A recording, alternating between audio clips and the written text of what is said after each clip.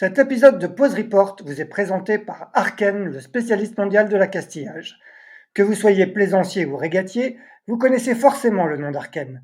Depuis plus de 50 ans, l'entreprise américaine équipant poulies, chariots, winches, systèmes hydrauliques et accastillage, bateaux de croisière et voiliers de compétition naviguant sur les plus prestigieuses épreuves de la Coupe de l'America à The Ocean Race, en passant par le Vendée Globe ou les Jeux Olympiques. Installé en France depuis 1986, Arken n'a jamais cessé d'innover pour répondre aux attentes de ses clients, lançant régulièrement de nouveaux produits. C'est le cas de sa récente gamme de poulies Zircon, conçue avec des billes en céramique pour un minimum de frottement et davantage de résistance, ainsi que des poulies Blackmagic qui équipent les grands bateaux de régate et les voiliers de croisière performants. Autant de produits que vous pouvez retrouver en ligne sur arken.fr.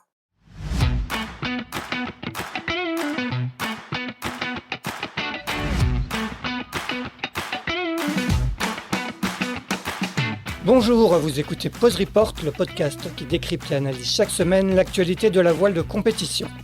Pause Report est produit par Tip & Shaft, le média des professionnels et des passionnés de voile de compétition.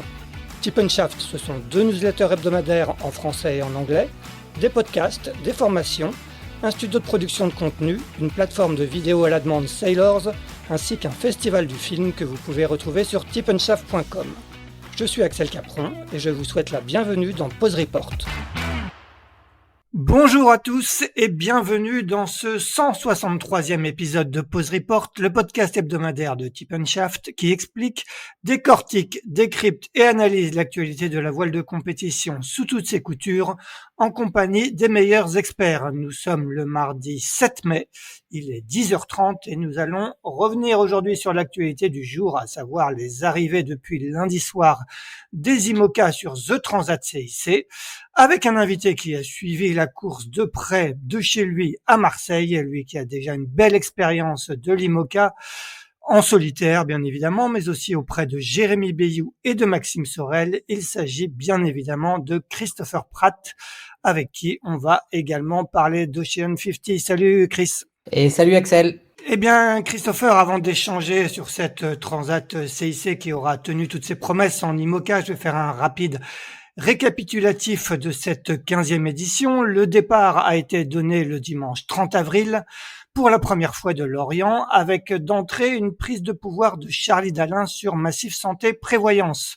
La flotte des IMOCA a mis le cap sur le sud-ouest de l'Irlande pour contourner un centre des pressionnaires avant un grand bord de Richin et une bataille de position entre les nordistes, dont Charlie Dalin et Johan Richomme, et les sudistes emmenés par Paul Meillat et Nicolas Lundven.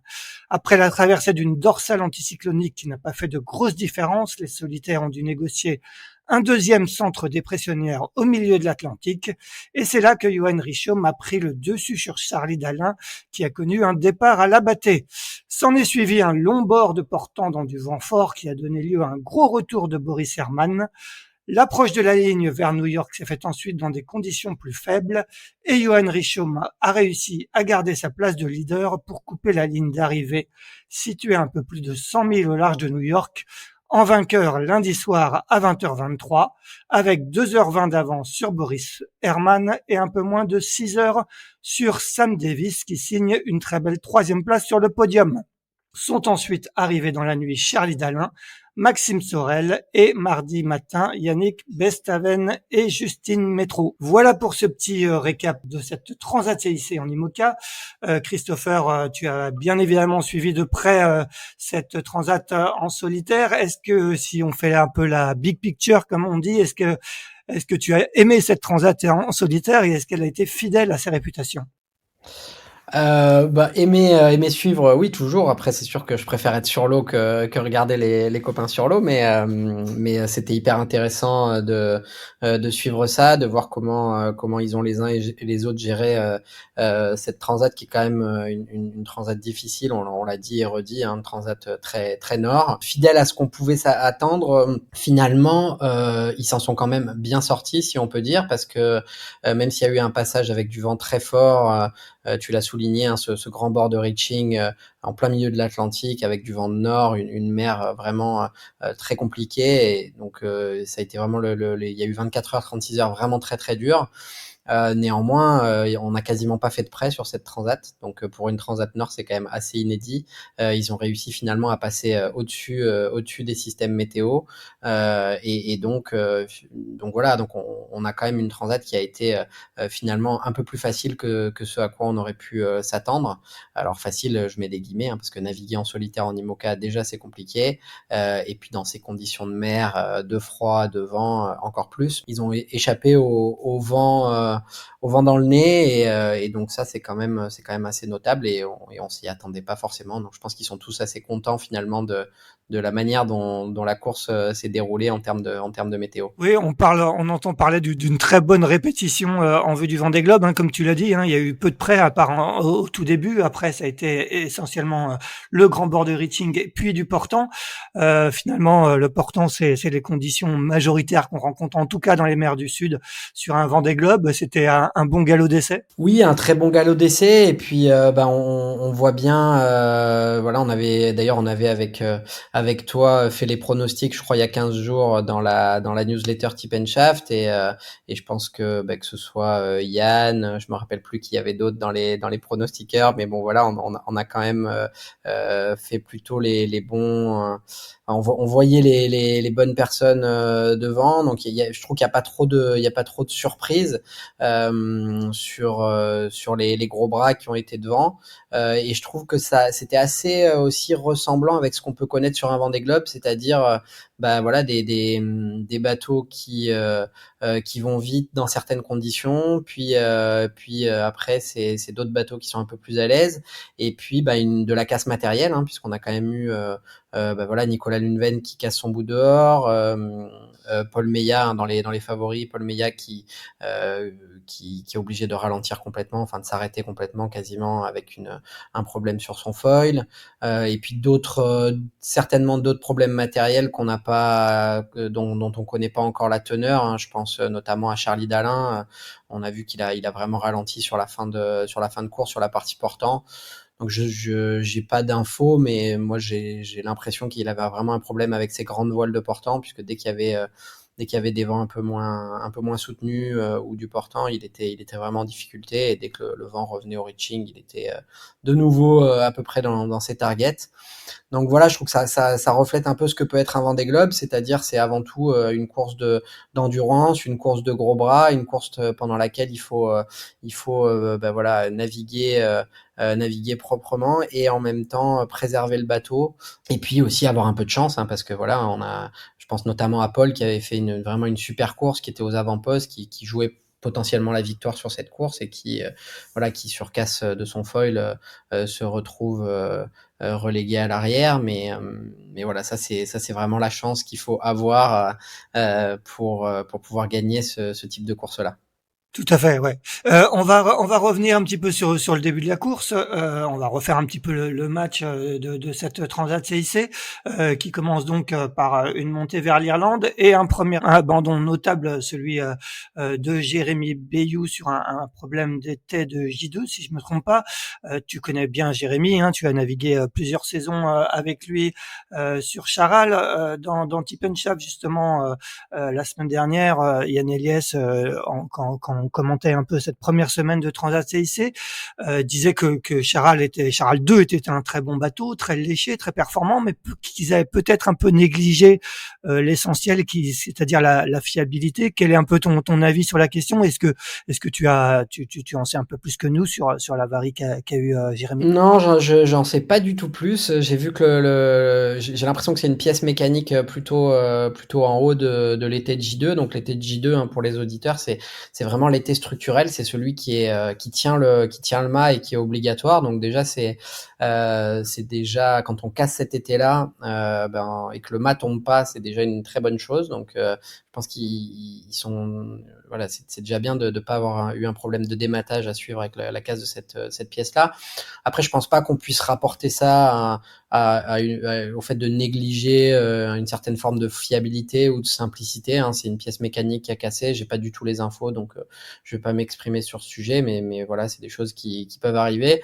C'est effectivement dommage, parce que je pense que Jérémy sur cette transat avec son bateau était potentiellement, voilà, quelqu'un qui pouvait être devant et être sur le podium. D'ailleurs, je crois quand il abandonne, il est en seconde place, plutôt bien placé, légèrement en arrière de Charlie Dalin. Donc voilà, après c'est encore une fois c'est des casses matérielles qui continuent d'arriver, qui continueront d'arriver, que ce soit des chocs avec des ovnis ou des problèmes de fiabilité ou de pièces qui cassent. Ça reste un sport mécanique et on a beau être les mieux préparés du monde, et ben on n'est pas à l'abri de ce type de mésaventure. Jérémy qui devrait traverser l'Atlantique en convoyage pour prendre le départ de la New York Vendée les Sables fin mai. On revient sur le début de course marqué par la prise de pouvoir rapide de Charlie Dalin dans des conditions qu'on dit plutôt assez favorables à son bateau, c'est-à-dire il y avait un petit peu de près quand même au départ. On savait que Charlie avait un gros enjeu de qualification sur cette Transat CIC parce qu'il devait là finir pour se qualifier, ce qui est chose faite maintenant. Est-ce que tu as été surpris qu'il imprime d'entrée un rythme assez soutenu, vu cet enjeu qu'il avait? Bah, à la fois oui et en même temps non. Je pense que le rythme nous a paru soutenu par rapport à ses concurrents, mais ne l'était peut-être pas pour lui en fait. J'ai l'impression qu'il était vraiment en maîtrise de son bateau, de ses trajectoires. Voilà, on a retrouvé le Charlie très à l'aise.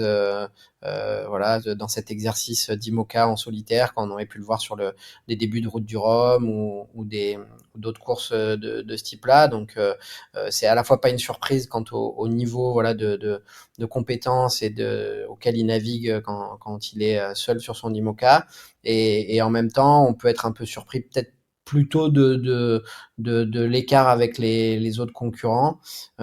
Difficile à dire, hein, est-ce que c'est vraiment une question de vitesse du bateau, une vitesse intrinsèque qui fait qu'il a un petit avantage aux angles serrés, c'est probable.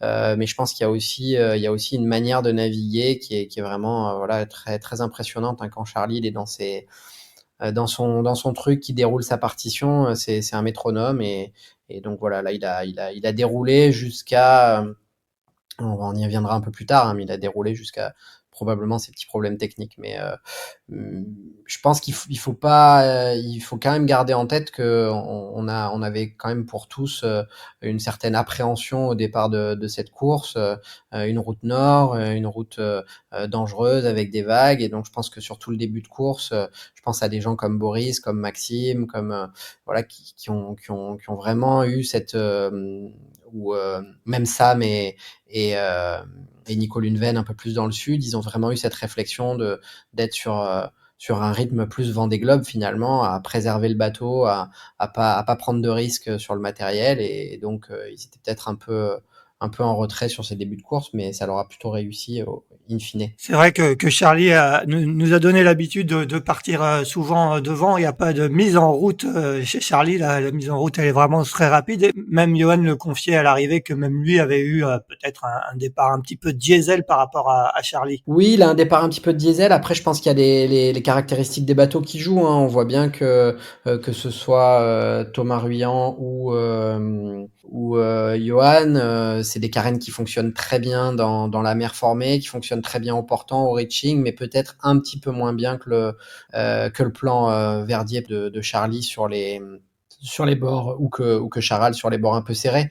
Donc moi je pense que dans toute cette phase-là, Johan à la fois un placement un petit peu compliqué sous la flotte, et en même temps est peut-être un petit peu en difficulté en termes de vitesse, hein. Je crois qu'il y a eu quelques vidéos où il le disait, même il était bord à bord avec Samantha, il avait du mal à égaliser la vitesse avec elle. Donc voilà, on peut pas avoir un bateau qui gagne dans toutes les conditions. Donc je pense qu'il y a peut-être un petit moins en vitesse aussi dans ces conditions-là pour Johan, qui explique aussi ce départ diesel, même si c'est peut-être un petit peu plus son style aussi d'avoir des départs un peu moins flamboyants que Charlie, quoi. Il n'y a pas eu de très grosses options stratégiques sur cette Transat CIC. Il y a eu quand même des batailles de positionnement, notamment sur ce début de course au sud-ouest de l'Irlande, avec, comme je le disais tout à l'heure, des marins qui sont passés un peu plus au nord, justement, comme Charlie et Johan, et d'autres un peu plus au sud, dont Nico Lundven et Paul Meillat. C'était quoi un petit peu les enjeux là de ce premier passage à niveau au sud-ouest de l'Irlande? En fait, il y avait une première dépression, hein, qui restait un petit peu stationnaire dans l'ouest de l'Irlande, et donc il fallait contourner cette dépression, soit en essayant d'en faire le tour par le nord, soit en restant le plus loin possible de son centre, en restant dans le sud. L'avantage de se décaler vers le nord, comme l'ont fait Charlie, Maître Coq ou Yannick Bestaven, Bureau Vallée, c'est de pouvoir massif, c'est de pouvoir avoir ensuite un angle sur le grand bord de reaching qui soit plus ouvert et donc potentiellement plus rapide. Le danger, c'est qu'on se rapproche du centre dépressionnaire et donc on peut avoir moins de vent. Et donc le choix sage était quand même de se positionner un peu sur des trajectoires comme Biotherm et Nicolas Luneven ou Samantha Davis, un peu plus sud, qui certes était une trajectoire un peu plus auprès, mais permettait d'être sûr de pas être pris dans les calmes du centre dépressionnaire. Au final, c'est vrai que ça s'est plutôt bien passé pour ceux qui étaient positionnés au nord, mais le positionnement sud était plutôt celui que moi j'avais préconisé et préféré. Moins de risques, et aussi comme il y avait une suite qui restait incertaine, on y viendra, hein, sur le positionnement de la seconde dépression, ça permettait de se laisser un petit peu plus de choses ouvertes pour la suite du parcours. Voilà, une route sud un peu moins risquée. Ouais. Après, il y a eu ce fameux grand bord de reaching, tribord à mur avec du vent de nord dans de la mer formée.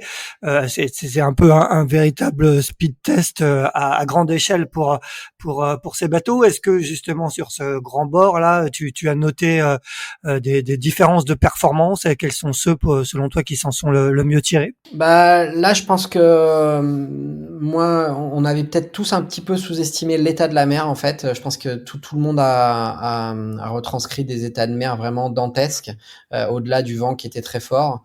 Et concrètement, on sait que bah voilà, en IMOCA, dès que l'état de la mer est compliqué, ben les vitesses sont dures à tenir. Donc on a finalement vu des vitesses pas très élevées, hein, rarement des moyennes au-dessus de 20 nœuds sur ce bord-là. Et je pense, j'ai pas eu les retours, mais je pense on a eu des configurations de voile avec des tourmentins J2, tourmentins 2 ris, 3 ris. Donc vraiment très très peu de toile, ce qui fait que bah voilà, on a des bateaux qui sont pas très rapides, mais c'est vraiment, il faut vraiment imaginer que à ces allures-là, dans une mer formée, en fait l'objectif du skipper sur les IMOCA à foil, c'est d'essayer de ralentir le plus possible, en tout cas d'éviter les grosses accélérations, c'est-à-dire que le bateau parte à 30 nœuds et qu'ensuite il vienne sauter sur une vague et retomber de tout son poids à grande vitesse. Donc en fait, on est toujours en train d'essayer de trouver le moyen d'avoir une vitesse moyenne pas trop mauvaise et d'éviter les grosses accélérations. Et c'est vraiment pas facile à faire. Et donc je pense voilà, on a vu sur toute cette phase-là des moyennes finalement pas très élevées. On sentait bien que tout le monde était en mode un peu survie. Je crois que Maxime, je l'ai vu dire plusieurs fois qu'il mettait la course entre parenthèses. Et je pense qu'il n'est pas le seul. Donc voilà, c'était vraiment des conditions difficiles, de la mer, beaucoup de vent, et je pense que tous étaient dans une approche de préservation du matériel. Et donc, bah, voilà, on n'a pas pu tirer vraiment d'enseignements majeurs sur ce border reaching. D'ailleurs, la flotte est restée assez groupée. Et voilà, on a vu que par moment, certains réduisaient vraiment la cadence. Je pense à Maxime, à Justine, à Boris à ce moment-là. Et je pense qu'ils ont plutôt bien fait, puisqu'après, ils se sont retrouvés avec des bateaux en parfait état pour terminer cette transat, quoi. Ouais, raconte-nous ce que ça veut dire le mode survie dans ces conditions. Comment on vit à bord? On est attaché dans son fauteuil et on attend que ça se passe. Ouais, c'est vraiment ça. Bah, c'est vrai qu'une fois qu'on a mis le minimum de toile, c'est-à-dire plus de phoque de vent ou le tourmentin avec 2 ris ou 3 ris dans la grand voile, bon, bah, il y a plus grand-chose à faire, ni à régler. Donc on est vraiment assis dans son siège, hein. Je pense que, je sais pas si tu as fait le tour des bateaux à Lorient, mais moi j'ai un peu fait. Tout le monde est passé sur des sièges vraiment très ergonomiques, avec de la mousse, avec pour certains sur vérin, que ce soit Johan Richomme Sébastien Simon, ils ont des sièges sur Vérin. Donc je pense qu'on a vraiment tous travaillé sur ce sujet confort. Et donc oui, dans ces conditions-là, il faut imaginer qu'on tient pas debout, on tient pas assis. La seule position qui est tenable, c'est d'être allongé ou semi-allongé ou dans ces sièges. Et donc voilà, bah là il faut attendre que ça passe, la télécommande de pilote dans la main et puis encore une fois essayer de minimiser au maximum les grosses accélérations du bateau pour éviter les chocs qui peuvent avoir des conséquences dramatiques sur la structure du bateau. On a vu un abandon, enfin en tout cas, je sais pas si c'est un abandon, mais le fait que Clarisse se soit déroutée vers les Açores sur cloison de J3 cassée, bon bah ça typiquement c'est probablement un choc dans une vague qui a provoqué la casse de cette cloison.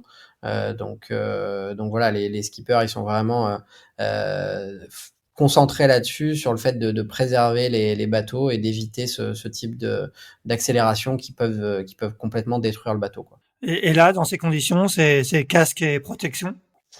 Alors moi j'ai pas de casque, nous on n'a pas de casque je crois à bord de Max a pas de casque mais en fait c'est surtout trouver une position dans laquelle on est allongé et on arrive de temps en temps à relâcher un petit peu la tension musculaire dans les chocs pour pouvoir essayer de se reposer, hein, mais c'est vraiment difficile. Mais c'est vrai que tu as raison, on voit de plus en plus apparaître des casques, soit des casques de rugby, soit des casques un peu avec de la mousse autour, et c'est pas débile parce que sur la Transat Jacques Vabre, moi j'ai fini avec des bleus plein la tête, donc je pense qu'on est en train d'y venir effectivement, ouais.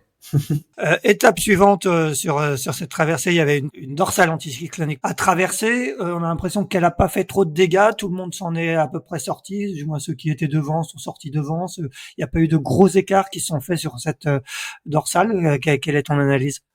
Oui, passage de dorsale effectivement qui a été finalement assez facile de peut-être un petit.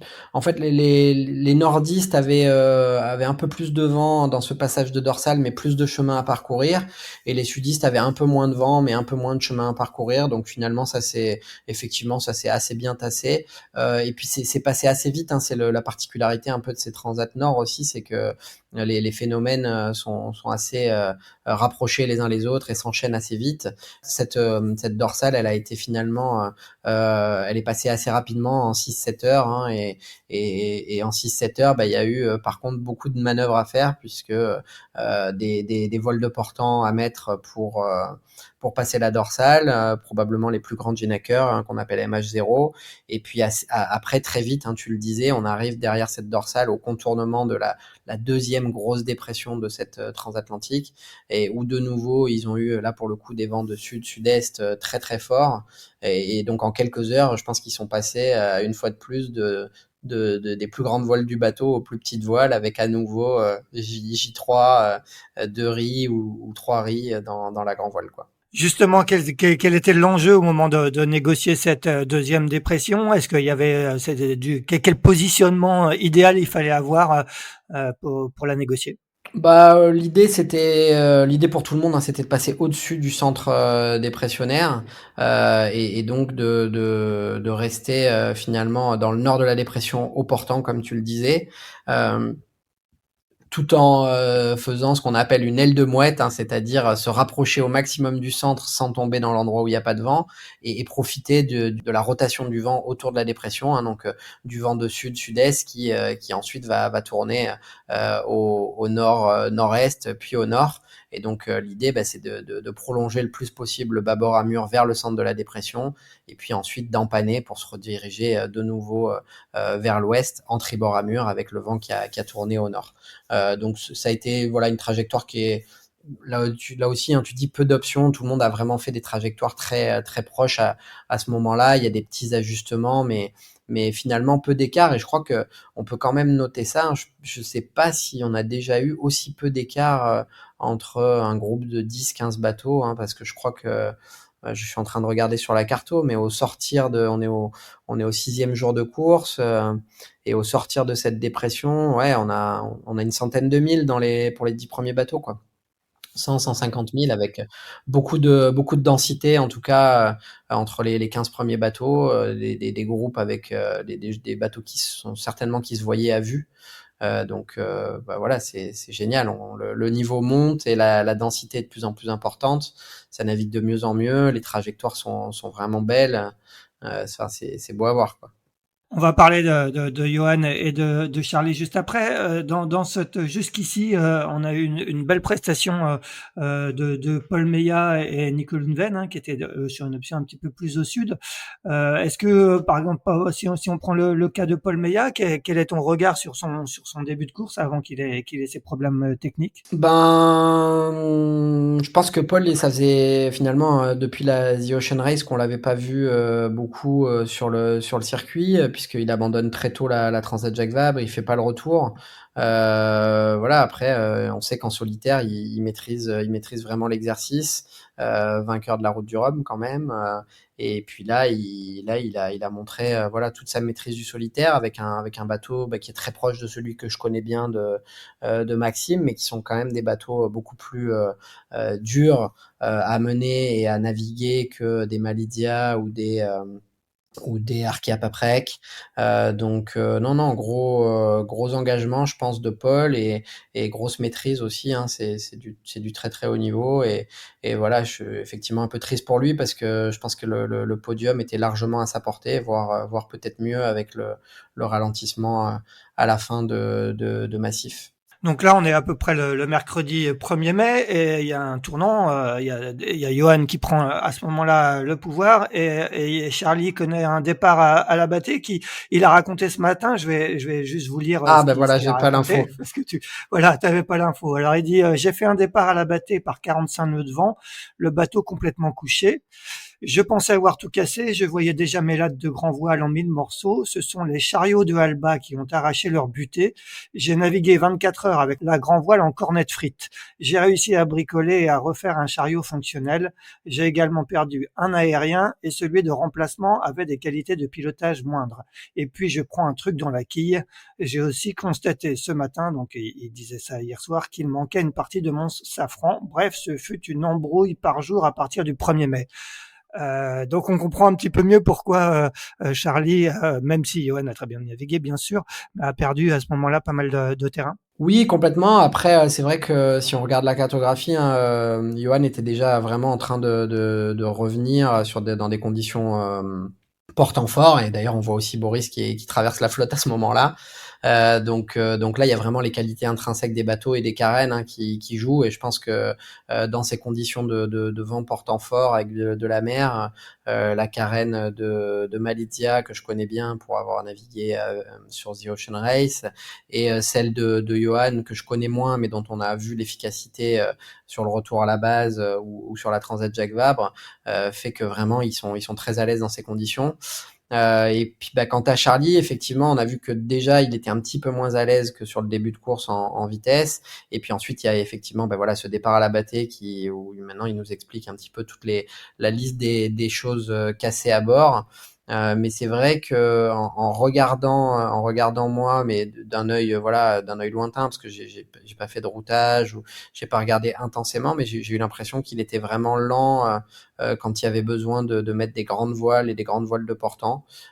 Charlie, donc je sais pas, c'est peut-être effectivement plus je suis en train de refaire défiler la carte en même temps, mais peut-être plus effectivement, comme il dit, des moments où il a dû bricoler, s'arrêter, bricoler. Donc, on a des moyennes qui sont pas très bonnes, mais qui sont pas forcément liées à. Moi, je pensais qu'il lui manquait des voiles de portant, en fait. Ou qu'il avait plus de bout dehors, enfin, qu'il y avait quelque chose comme ça, tellement je trouvais qu'il était lent quand il y avait des besoins de grandes voiles. Mais bon, apparemment, c'est simplement voilà, des petits bricolages, entre guillemets, mais voilà, des petits bricolages accumulés qui ont fait qu'il n'a pas pu tenir la cadence. Et voilà, mais ça, on le voit très bien aujourd'hui hein, sur la flotte IMOCA. Nous, on l'a vécu avec Maxime sur la Transat Jacques Vabre. Dès que tu as typiquement un problème d'aérien et donc ton pilote marche un petit peu moins bien, ça fait quand même des grosses différences de performance en vitesse. Nous, on avait cassé l'aérien au premier jour, donc voilà, tout de suite, c'est plus du tout la même chose. Et puis ensuite, dès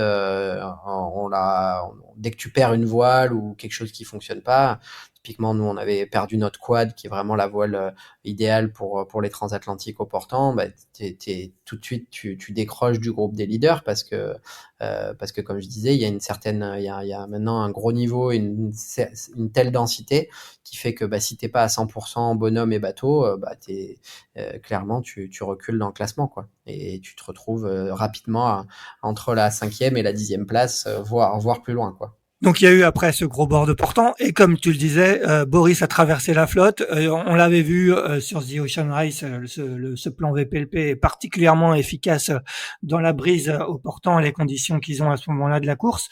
On a l'impression que dans ces conditions, c'est vraiment le meilleur bateau, même si Johan a aussi tenu une bonne cadence. Mais j'ai vu que Boris avait à un moment 90 000 quasiment de retard sur la tête de flotte et il est revenu à 20 000 quasiment sur ce bord.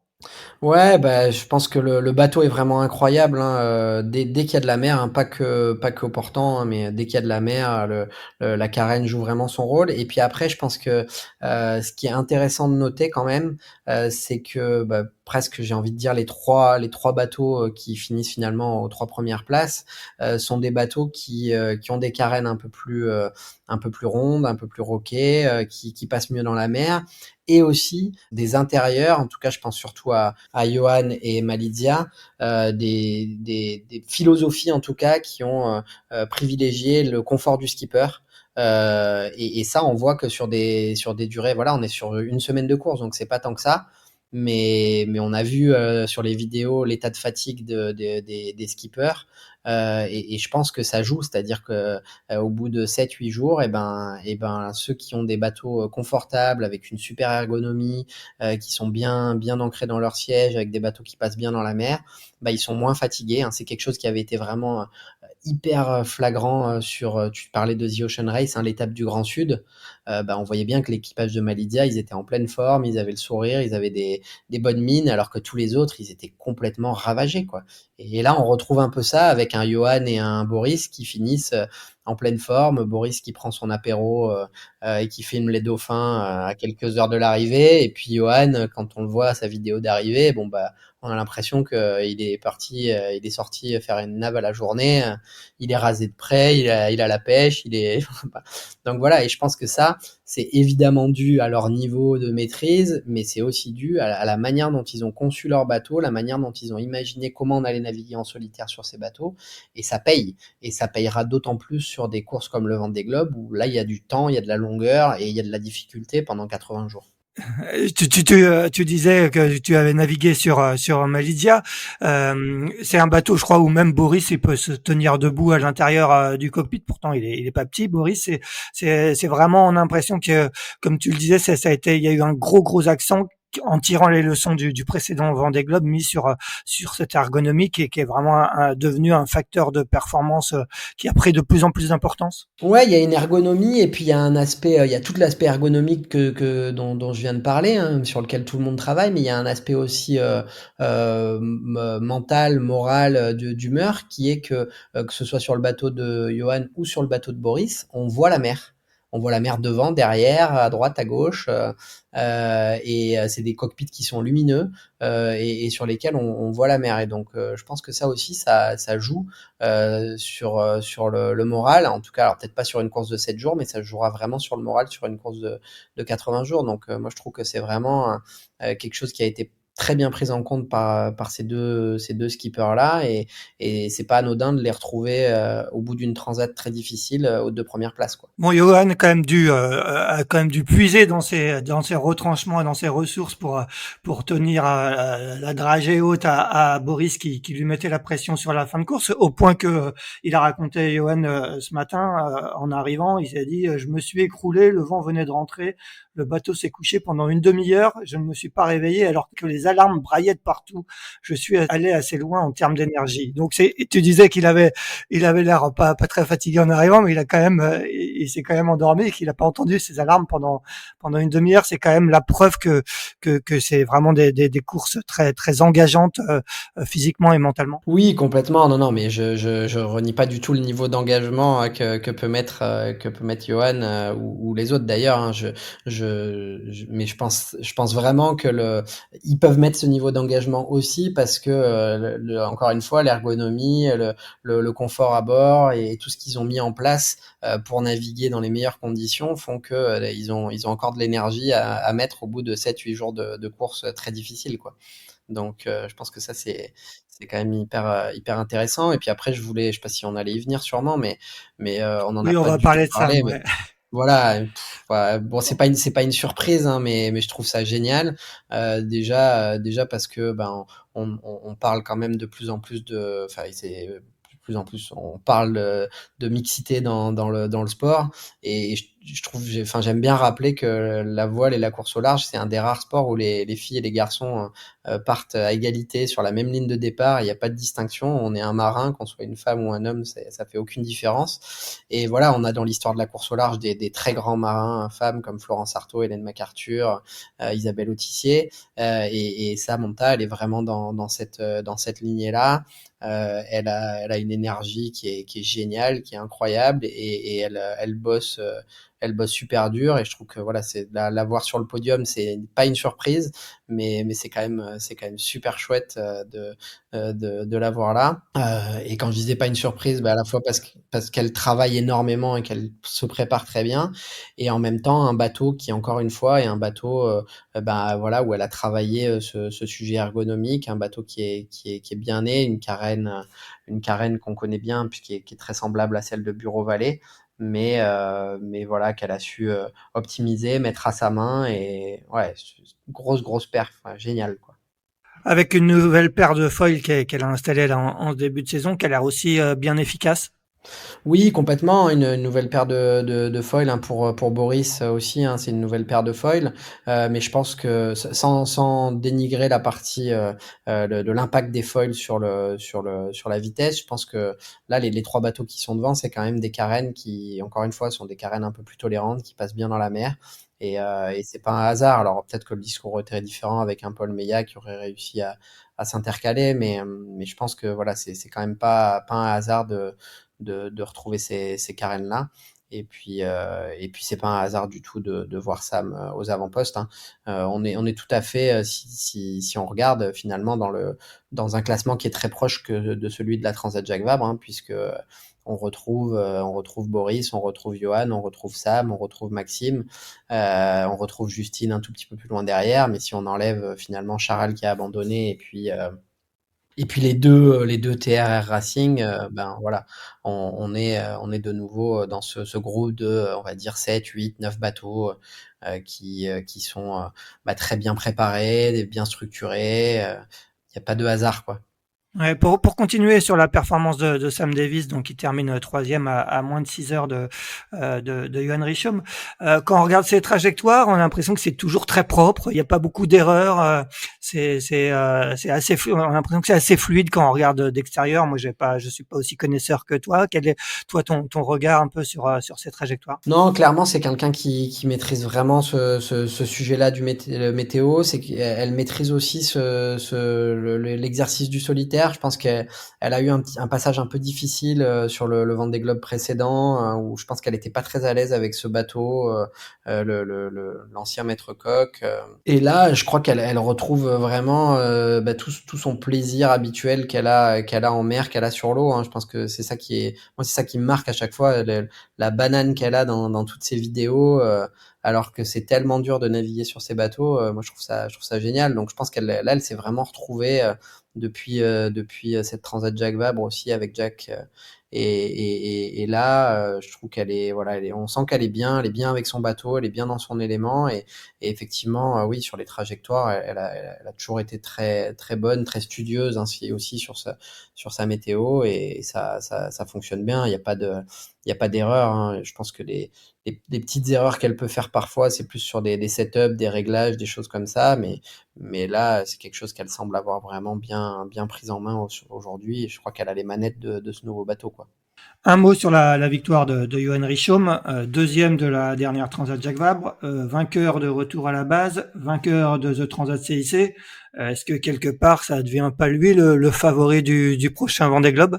Oh bah si, pour moi c'est clairement, si ce n'est le favori, en tout cas un des trois quatre gros favoris, hein. On pourrait citer Massif, Thomas Ruyant, voilà, mais c'est sûr que voilà, il montre son niveau de maîtrise en solitaire, on n'en doutait pas, mais c'est vrai que ça fait finalement peu de temps qu'il est sur ses IMOCA à foil, il en a pris complètement la mesure.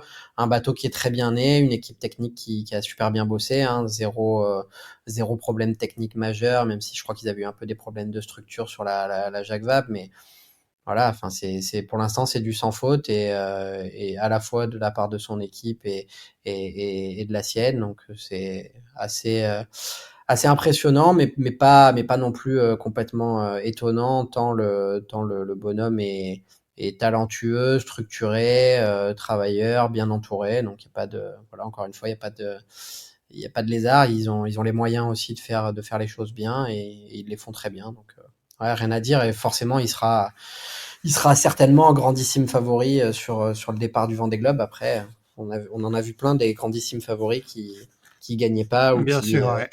ou qui avaient des problèmes mécaniques. Encore une fois, hein, on va revenir sur Paul qui navigue très bien sur cette course et qui abandonne, enfin qui abandonne pas, mais qui est obligé de ralentir complètement sur problème mécanique. Donc la chance fait aussi partie du jeu. Donc il faut pas qu'il épuise trop son capital sans chance aussi, peut-être, Johan, avant le Vendée Globe. Bon, on va lui dire de pas gagner New York Vendée comme ça et on lui retirera votre pression. Un petit mot sur la performance de Maxime Sorel que bah, tu connais bien, tu as navigué toute la saison dernière avec lui et vous avez couru ensemble la Transat Jacques Vabre.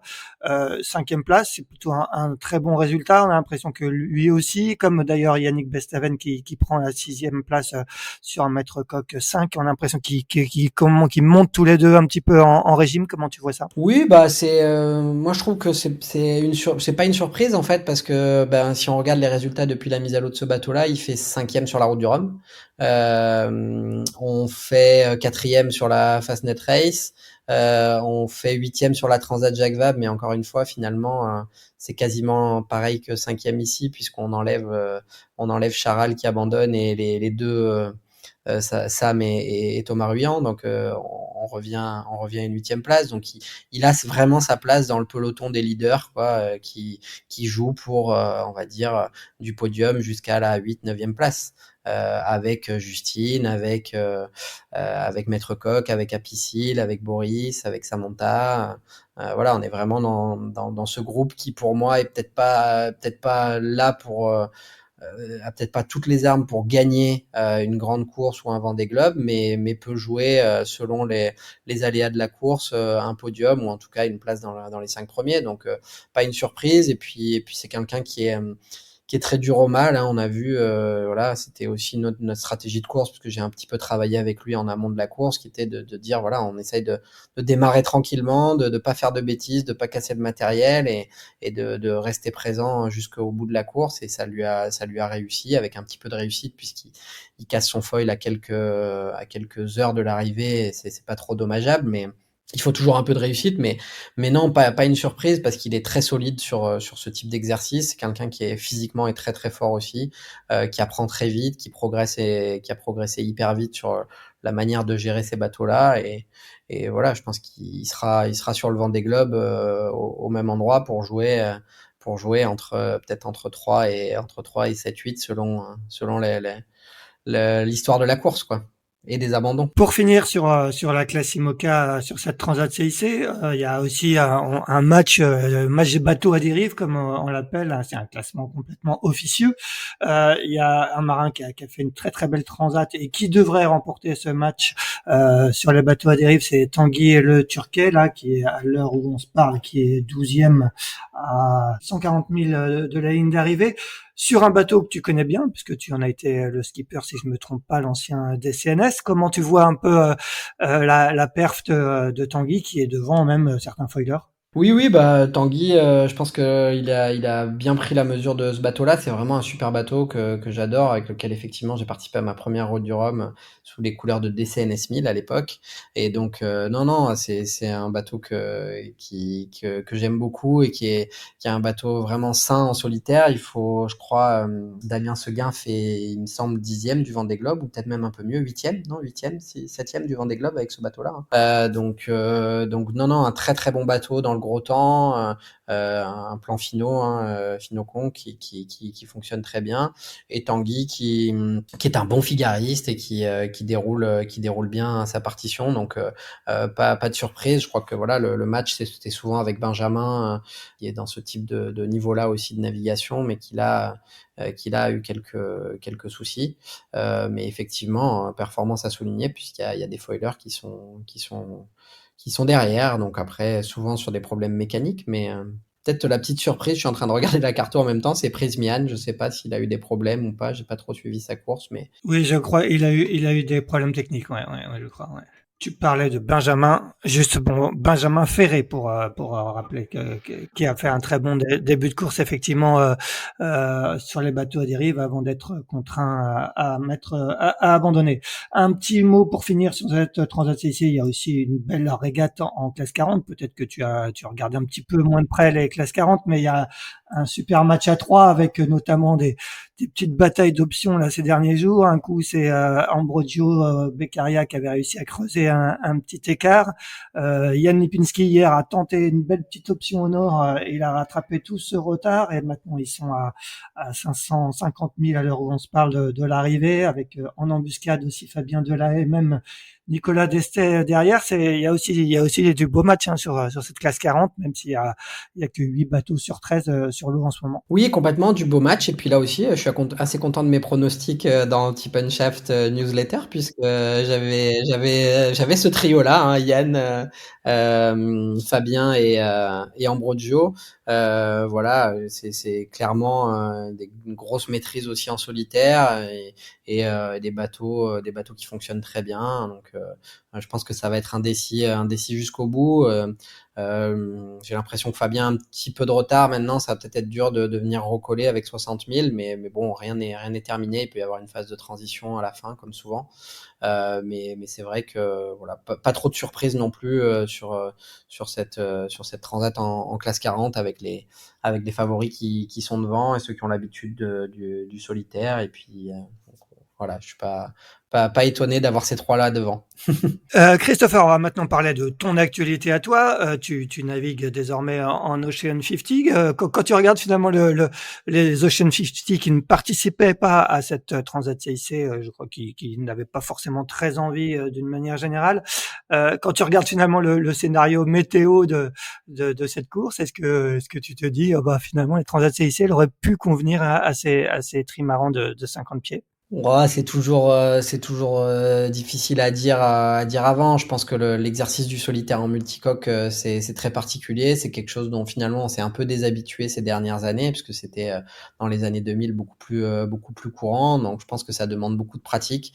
Moi, j'arrive dans cette classe avec énormément d'humilité, hein. J'ai peu navigué en multicoque, donc c'est vraiment un défi pour moi de venir naviguer en solitaire en multicoque. Donc j'ai pas encore assez joué à cet exercice-là pour dire ah ben non, mais ça aurait pu le faire facilement ou pas. Donc une fois que j'aurai fait quelques transats, ou en tout cas quelques nuits en mer en solitaire en multicoque, je pourrais peut-être me prononcer sur le sujet, mais là voilà, j'y vais vraiment avec le maximum d'humilité, et je pense que c'est un peu tôt pour moi pour dire s'il fallait faire ou pas faire. Bon, bah, parlons de cette saison qui va bientôt débuter, hein, avec les Ocean 50 Series, le nouveau nom du circuit d'Ocean 50, avec un premier Grand Prix à Saint-Malo fin mai. Où en est aujourd'hui ton projet, hein? On rappelle le nom du projet Wind of Trust Fondation pour l'enfance. Où en est le projet pour toi? Est-ce que tu navigues? Est-ce que le bateau est à l'eau? Écoute, oui, c'est un petit peu un scoop. On vient de remettre à l'eau le bateau, qui s'appelle effectivement Wind of Trust Fondation pour l'enfance, hein. Et où on en est, on en est on a décidé de participer à l'intégralité de la saison des Ocean 50. Néanmoins, on est toujours en quête de partenaires, notamment d'un partenaire titre, puisque on a de nombreux partenaires qui nous ont rejoints et on va les annoncer prochainement. Mais on est toujours pour l'instant sur le gros du budget en autofinancement avec notre structure Marseille. Et c'est vrai que voilà, on vit des moments d'entrepreneur un petit peu difficiles avec mon associé et compagne Amandine, puisque ça fait maintenant 1 an qu'on est à la tête de ce projet, qu'on porte vraiment avec toute notre énergie, toute notre envie et qui est important pour nous parce que voilà, Wind of Trust, c'est ce qu'on porte, c'est ce qu'on vibre, hein, de porter la confiance dans le sport et dans l'entreprise. Mais là, voilà, on traverse des moments voilà avec des montagnes russes, des hauts, des bas, mais en tout cas on sera présent sur cette saison avec aussi la volonté, enfin pas la volonté, hein, l'ambition d'être ensuite sur le circuit en 2025-2026 avec, comme je te disais, cette route du Rhum qui est vraiment un gros challenge pour moi et quelque chose qui me fait vraiment envie de me retrouver en solitaire sur ces bateaux-là. Je trouve que ça fait penser un peu au Face Nord en solo intégral pour des alpinistes. Voilà, le multicoque en solitaire, ça reste ce qu'il y a de plus dur et de plus engagé.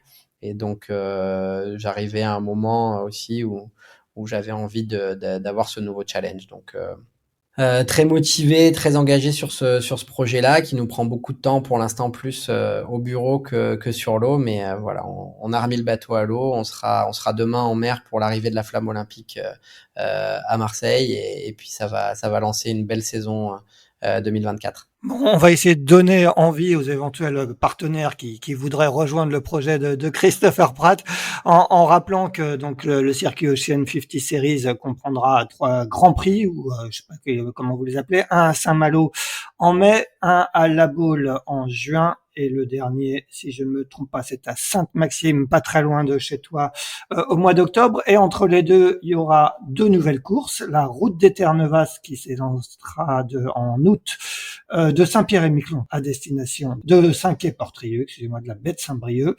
Et la Medmax, une nouvelle course lancée par Quito de Pavan entre Port-Camargue, je crois, et Saïdia Resorts au nord du Maroc. Donc un beau programme en équipage cette saison.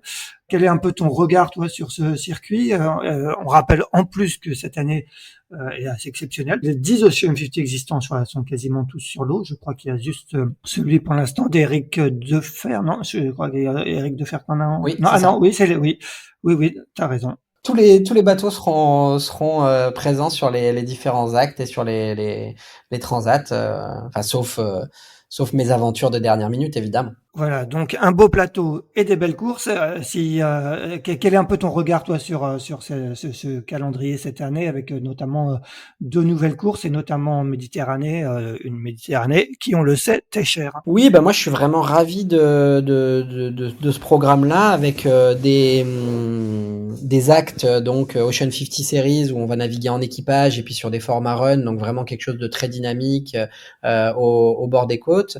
Et puis ensuite 2 magnifiques, une Transmed, une Transat, et surtout aller dans des endroits qu'on connaît pas, hein, parce que c'est vrai que là on va aller à Saint-Pierre-et-Miquelon. Moi, c'est vraiment quelque chose qui me plaît beaucoup de découvrir Saint-Pierre, et puis pareil, d'avoir une Transmed qui arrive au Maroc. Voilà, ça change pas mal des circuits traditionnels qu'on connaît. Donc moi je suis ravi de ces destinations, et puis aussi d'une dynamique avec de nouvelles courses, de nouveaux organisateurs. Voilà, je pense que ça va vraiment dans le bon sens. Bon, et combien il te faut de trouver de budget idéal dans un monde idéal, Christopher? Ah, les budgets Ocean 50, sans trahir de secret, les budgets de fonctionnement d'Ocean 50 sont entre 700 et 1 million d'euros par an, hein, de fonctionnement. Donc voilà, on est sur ces montants-là pour les partenariats à titre. Donc voilà, il y a pas mal de discussions qui sont engagées aujourd'hui avec des partenaires pour 2025-2026, mais c'est vrai que l'année 2024 est encore un petit peu dur à boucler. Donc effectivement, avis aux partenaires de dernière minute. Il y a de la place à bord de Wind of Trust Fondation pour l'enfance, avec en plus un engagement RSE fort sur un sujet qui est devenu présidentiel, qui est l'impact des écrans et du numérique sur nos jeunes enfants. Donc voilà, on porte ce message-là et on en est très fiers. Est-ce que tu seras sur Marseille pour les Jeux Olympiques? Et est-ce que c'est bon, tu as fait de la voile légère, je me souviens plus, Christopher. Oui, j'ai commencé par là, hein, sport-études en 420, quelques titres, notamment de vice-champion du monde en 420. Et c'est vrai que j'ai pas basculé dans l'olympisme parce que c'était vraiment la course au large qui me faisait rêver. Mais j'ai fait mes premiers bords dans la rade de Marseille et au Pôle France de voile, donc qui est devenu la Marina Olympique, hein, qui a été rénovée et inaugurée il y a quelques semaines. Donc la réponse est oui, je serai sur les Jeux Olympiques, autour des Jeux Olympiques plutôt, puisque j'aurai quelques rôles de commentateur pour certaines organisations, et voilà, donc je pouvais pas rater ça, cette opportunité de voir les copains se battre pour des médailles à la maison, hein, et donc ça va être assez exceptionnel. Par contre, le bateau, l'Ocean 50, lui sera en Atlantique, puisqu'on sera à quelques jours de notre convoyage pour justement Saint-Pierre-et-Miquelon. Raconte-nous un petit peu l'atmosphère sur place à Marseille. J'imagine qu'il y a pas mal de petits bateaux qui naviguent en ce moment et qui s'entraînent dans la rade de Marseille. Et il y a la flamme olympique, tu le disais tout à l'heure, qui arrive demain matin sur le Belém. Est-ce que vous sentez monter un peu l'effervescence olympique? Oui, bah c'est vrai qu'on le sentait pas trop. Enfin, nous voileux, on le sentait parce qu'on voyait sur l'eau. Bah voilà, sur l'eau, il y a des médailles olympiques en pagaille qui naviguent depuis maintenant presque 2 ans, hein. Donc ça, c'est assez génial de voir ça sur notre plan d'eau. Mais c'est vrai que dans la ville, on le ressentait pas trop. Je pense qu'il y a eu un premier déclic, c'est l'inauguration de la marina, avec finalement beaucoup de monde qui est venu visiter cette marina. Donc ça, j'étais vachement content de voir ça, ce qui est quand même un engouement autour de l'existence et de la construction de cette nouvelle marina. Et puis ensuite, là, ça fait 2-3 jours, là encore, le footing ce matin, le long du Vieux-Port, on peut quasiment plus passer parce qu'ils sont en train de préparer l'arrivée de la flamme avec un dispositif de sécurité complètement hallucinant. Donc voilà, donc je pourrais te raconter ça un peu mieux demain puisqu'on sera sur l'eau pour l'arrivée de la flamme, mais je crois qu'il y a des milliers de bateaux qui sont attendus, des milliers de gens qui sont attendus sur le Vieux-Port, et je pense que s'il y a quelque chose qu'on sait faire à Marseille, c'est ce type de grande fête populaire où finalement c'est populaire dans le bon sens du terme, où tout le monde est là pour partager, pour vibrer, et là en tout cas pour accueillir la flamme et le début de ces Jeux Olympiques 2024. Très bien, on va finir par donc les Jeux Olympiques fin juillet qui seront un des grands rendez-vous de la saison. Après, il y a bien évidemment il y aura la Coupe de l'Amérique à Barcelone, puis le Vendée Globe. On va avoir un fabuleux enchaînement à partir de juillet, et qui a déjà bien commencé avec cette Transat CIC. Chris, un petit mot pour finir sur le Vendée Globe. Est-ce que tu vas continuer d'ici le 10 novembre, date du départ de cette édition 2024, à jouer un rôle auprès de Maxime Sorel? Oui, tout à fait. Oui, bien sûr. Je vais continuer à l'aider comme j'ai pu le faire là au départ de cette Transat CIC. Et puis là, il a passé la ligne cette nuit, et justement, on échangeait quelques WhatsApp ce matin. Et il me disait bon, il faut qu'on débriefe. Donc voilà, apparemment, je lui suis encore un petit peu utile, même si, comme je te disais tout à l'heure, il apprend très très vite et il progresse à une vitesse incroyable. Donc oui, je l'accompagnerai un petit peu sur ce sujet-là de préparation du Vendée Globe. Et puis après, sur le volley IMOCA, pour terminer, voilà, moi la course qui me fait rêver maintenant, c'est vraiment d'être sur la prochaine Ocean Race, que ce soit Europe et surtout monde. Et donc voilà, donc je vais rester de près connecté au monde de l'IMOCA pour faire enfin ce premier tour du monde qui me fait rêver depuis longtemps. Eh ben super, merci beaucoup Christopher, c'était super intéressant de t'avoir et de débriefer cette Transat CIC qui s'est donc courue inhabituellement plutôt portant. Je crois que Charlie Dalin rappelait ce matin qu'il a fait en tout 8 virements de bord sur la Transat CIC, ce qui est peu pour une Transat réputée auprès. Ah bah oui, c'est sûr. Ouais. On souhaite aux marins encore en mer une bonne fin de Transat. On va suivre de près l'arrivée des classes 40 avec un gros suspense pour la victoire. Christopher, on te souhaite des bons débuts, de saison, un bon début de saison sur ton Ocean 50 Wind of Trust Fondation pour l'enfance, avec un premier rendez-vous, comme on l'a dit tout à l'heure, à Saint-Malo fin mai. Et quant à nous, on se retrouve mardi prochain pour un 164e épisode de Pause Report. Bonne journée à tous et à toutes. Salut à tous, bonne journée. Merci d'avoir écouté cet épisode de Pause Report. N'hésitez pas à nous dire ce que vous en pensez en bien ou en mal, et n'hésitez pas à le partager. Si vous souhaitez suivre l'actualité de la voile de compétition, je vous encourage à vous abonner à la newsletter de Tip & Shaft, envoyée chaque vendredi à 17 h. Pour vous inscrire, ça se passe sur tipnshaft.com. À bientôt!